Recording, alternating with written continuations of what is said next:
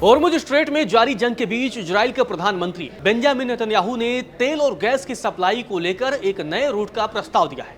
Netanyahu की तरफ से यह प्रस्ताव ऐसे वक्त में सामने आया है जब होर्मुज स्ट्रेट को लेकर पूरी दुनिया में चर्चा है, क्योंकि दुनिया का 20 से 25% तेल और गैस की आपूर्ति इसी मार्ग के जरिए होती है। दुनिया में तेल और गैस की किल्लतें भी आ रही हैं और इसीलिए अब नेतन्याहू एक नया प्लान लेकर आए हैं, क्योंकि होर्मुज में ईरान सीधे तौर पर अड़ा हुआ है और उसका साफ कहना है कि इजराइल और अमेरिका से जुड़े जहाज़ों को नहीं गुजरने दिया जाएगा और दुनिया के कई देशों के जहाज होर्मुज में अटके पड़े हैं। इसलिए अब नेतन्याहू ने कहा है कि अरब प्रायद्वीप से पश्चिम की ओर इजराइल तक और फिर भूमध्य सागरीय बंदरगाहों तक तेल और गैस की पाइपलाइन बिछानी होगी।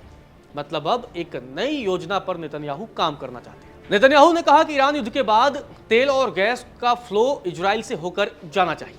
उन्होंने कहा कि अरब प्रायद्वीप से पश्चिम इजराइल तक पाइपलाइन बिछाने का प्रस्ताव रखा है। इससे होर्मुज स्ट्रेट और अन्य खाड़ी जलमार्ग में चोक पॉइंट के खतरों को खत्म कर देगा और नया ग्लोबल सप्लाई चेन बना सकता है। नेतन्याहू ने जो पाइपलाइन बिछाने का प्लान बताया है उसमें भूमध्य सागरीय बंदरगाह भी शामिल है। हालांकि नेतन्याहू ने यह भी कहा है कि यह प्लान जंग खत्म होने के बाद शुरू किया जा सकता है। नेतन्याहू ने संकेत दिया है कि होर्मुज के लिए वैकल्पिक रास्ते की जरूरत है, ताकि अगर होर्मुज वाला रास्ता बंद रहता है तो इजराइल को भी लाभ मिल सके और ग्लोबल सप्लाई चेन जारी रहे।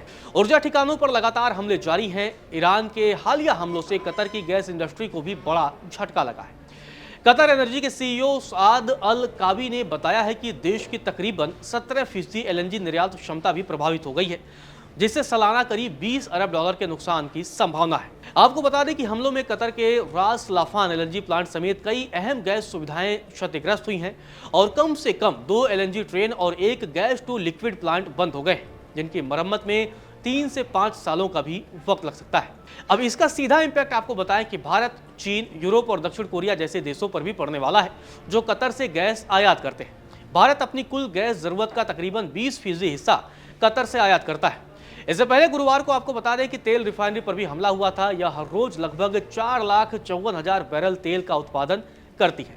तो ऐसे में लगातार जो तेल ठिकाने हैं, गैस ठिकाने हैं, इस युद्ध के बीच उन पर भी हमला जारी है।